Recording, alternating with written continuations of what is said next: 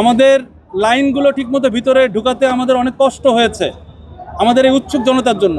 আমরা বুঝি আমাদের সবই দরকার আছে, কিন্তু এখানে উৎসুক জনতাটা একটু বেশিই ছিল, বেশি পরিমাণে থাকার কারণে আমাদের অত্যন্ত বেগ পেতে হয়। এখানে আপনার যে ধরনের দ্রব্যাদি যেমন ছিল, অক্সি অ্যাসিটিলিন শিখা ছিল যেটাতে মেরামতের কাজ হয়, থিনার পেইন্ট ছিল যেটা দিয়ে পেন্টিংয়ের কাজ হয়, অথবা মানে বিভিন্ন এছাড়াও আপনার বিভিন্ন সিলিন্ডার ছিল। এই সিলিন্ডার, এই থিনার পেইন্ট, তারপরে আপনার অক্সি অ্যাসিটিলিন শিখা, আপনারা জানেন এগুলো সবই হাইলি কম্বাসেবল আইটেম। এখান থেকে আমরা খবর পেয়েছি 7:35 আমরা এখানে আসার পরপরই আধা ঘন্টার মধ্যে একটা বিস্ফোরণ হয় এবং এই বিস্ফোরণে চারিদিকে আগুনটা ছড়িয়ে পড়ে। এবং আগুনটা এতটাই ভয়াবহ ছিল যে এটা আমরা আসলে বুঝতে পারছিলাম না যে কিভাবে কোন দিক থেকে কোন দিকে সোর্স আগুনটার, এটা আমাদের খুঁজে পেতে অত্যন্ত কষ্ট হয়েছে। এবং আমাদের প্রাণপণ চেষ্টা ছিল যে আমরা যেন আগুনটা ছড়াতে না দেই, কারণ এই গ্যারেজ এবং সমিলের আশেপাশে আপনারা দেখে থাকবেন যে 7তলা 8তলা হাই রাইজ বিল্ডিং, 10তলা এসব বিল্ডিং রয়েছে এবং এখানে প্রচুর পরিমাণে বসবাস রয়েছে। সুতরাং এটা আমাদের মূল লক্ষ্য ছিল যে যেন এই আগুনটা না ছড়িয়ে যায়। যেহেতু এখানে এখনও সিলিন্ডার রয়ে গিয়েছে এবং এলাকাটা এখনও নিরাপদ নয়, এটা কিন্তু আমাদের এখন ড্যাম্পিং ডাউন চলছে, আমাদের নিয়ন্ত্রণ দিয়েছি আমরা, কিন্তু এই এলাকাটা নিরাপদ নয়।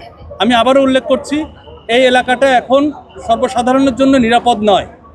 আমাদের যে ডিফিকাল্টিসগুলো হয়েছিল সেইগুলোর প্রথমটা ছিল আমাদের অতিরিক্ত এখানে এত পরিমাণে উৎসুক জনতা ছিল যে আমাদের গাড়িগুলো এই স্পটে আমরা ঢুকাতে পারছিলাম না, আমরা অপারেট করতে পারছিলাম না ঠিকমতো। আমাদের লাইনগুলো ঠিকমতো ভিতরে ঢুকাতে আমাদের অনেক কষ্ট হয়েছে আমাদের এই উৎসুক জনতার জন্য।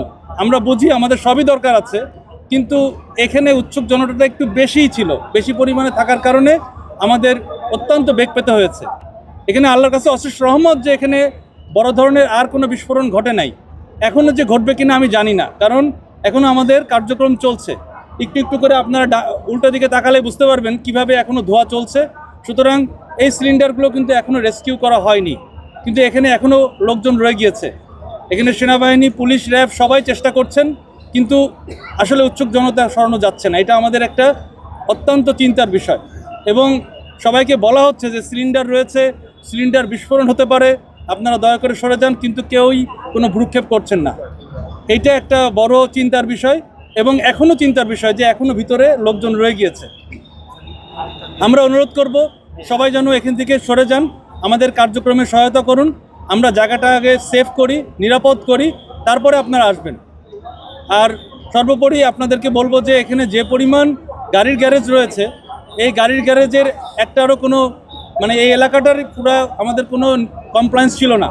সুতরাং এইটার জন্য কিন্তু আসলে অনেক বড় ধরনের দুর্ঘটনা ঘটতে পারত, আপনার চারিদিকে ছড়িয়ে যেতে পারত, কিন্তু এখন পর্যন্ত এটা কিন্তু মানে হয়নি। এটা আমাদের সবচেয়ে বড় সফলতা এবং আমরা চেষ্টা করেছি আগুনটা যেন না ছড়ায়।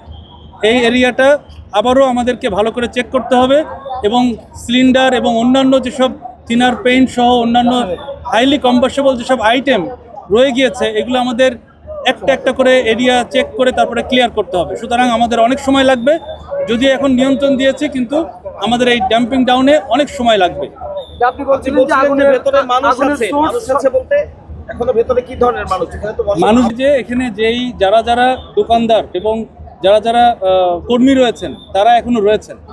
এটাই স্বাভাবিক যে তাদের যেহেতু একটা ক্ষয়ক্ষতি হয়েছে তারা ওই জায়গাটা ত্যাগ করছেন না, কিন্তু আমরা যতই বলছি না কেন ওনারা কিন্তু ওই জায়গাটা ত্যাগ করছেন না। এটাই আমাদের একটা চিন্তা। আগুনের সোর্স শনাক্ত করতে অনেকটা সময় লাগছে, সোর্সটা কি ছিল আর কি পরিমাণ ক্ষয়ক্ষতি আপনারা প্রাথমিকভাবে দেখতে পেয়েছেন, কি কি ক্ষয়ক্ষতি দেখতে পেয়েছেন বিস্তারিত একটু বলুন।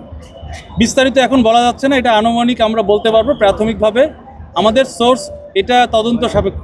এটা কি কোনো একটা অক্সি অ্যাসিটিলিন শিখা থেকে হয়েছে, না এটা কোনো কেউ সিগারেট খেয়ে করেছে, না কেউ এখানে মানে সাবোটেজ হয়েছে, এই প্রত্যেকটা বিষয় আমাদেরকে দেখতে হবে, বিচার করে দেখতে হবে। তবে এখানে যেটা মনে হয় যে অনেকগুলো সোর্স হতে পারে। অক্সি অ্যাসিটিলিন শিখা বললাম, তারপরে থিনার পেইন্ট বললাম, তারপর সিলিন্ডারের আর বিদ্যুতের শর্ট সার্কিট থেকে হতে পারে। সুতরাং এটা এখন বলা যাচ্ছে না, এটা তদন্ত সাপেক্ষে আমরা বলতে পারবো কি পরিমাণ মানে ক্ষয়ক্ষতি হয়েছে, আহত নিহত বা মানে জখম অথবা যারা ইয়ে হয়েছেন উদ্যোক্তা- আমরা এখন পর্যন্ত কোনো আহত নিহতর সংবাদ পাইনি এবং আমাদের সবাই আল্লাহর রহমতে ভালো আছেন। এখন পর্যন্ত কোনো এরকম সংবাদ পাইনি, তবে ক্ষয়ক্ষতির পরিমাণটাও একটু আমাদের বিবেচনা করে বলতে হবে, কারণ এখানে কিন্তু একটা দোকানের ভিতরে বেসিক্যালি 2-3টা করে দোকান আমরা যেটা দেখতে পেলাম। সাপোজ একটা গ্যারেজ রয়েছে, এই গ্যারেজের মধ্যে আবার তিনটা আলাদা আলাদা দোকান রয়েছে, যেমন একটা পেইন্ট করে, আর একটা ডেন্টিং পেন্টিং করে, আর একটা আপনার মানে ইঞ্জিনের কার্যক্রম করে। সুতরাং এখানে বিভিন্ন টাইপের ইস্যু রয়েছে। আমরা হয়তো দেখতে পাচ্ছি 5টা দোকান, আসলে এটা 5টা দোকান না, এটা 15টা দোকান হতে পারে। আচ্ছা, আপনারা খোলা চোখে যে 5টা দোকান পড়েছে, এটা আনুমানিক, আমরা যেটা বুঝছি যে খোলা চোখে যে এটা আনুমানিক 20টা দোকান পড়েছে, আর ওদিকে সমিল 2টা পড়েছে, এটা আমরা বুঝতে পারছি।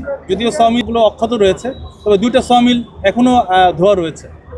এবং কয়টি সিলিন্ডার বিস্ফোরণের শব্দ আপনারা পেয়েছেন আসার পর থেকে? আমরা এখানে পৌঁছেছি 7:35-এ। 7:35-এ পৌঁছানোর পরই কিছুক্ষণ পরেই আমরা কেমিক্যালের ড্রাম হয়তো বাস্ট হয়েছে, এরকম আমরা একটা বিস্ফোরণের আওয়াজ পেয়েছি। আর ওটার কারণেই আপনার চারিদিকে আগুন ছড়িয়ে পড়েছে। সর্বমোট কয়টি ইউনিট কাজ করেছে? এই পর্যন্ত আমরা 9টি ইউনিট কাজে লাগাতে পেরেছি, আর আমাদের 4টি ইউনিট এখানে চলে আসছে, বাট কাজ করতে পারে নাই। 9টি ইউনিটে আমরা আগুন নিয়ন্ত্রণ দিয়েছি 2 ঘন্টার মধ্যে। আমি director operation lieutenant colonel Tajul Islam Chowdhury. Thank you.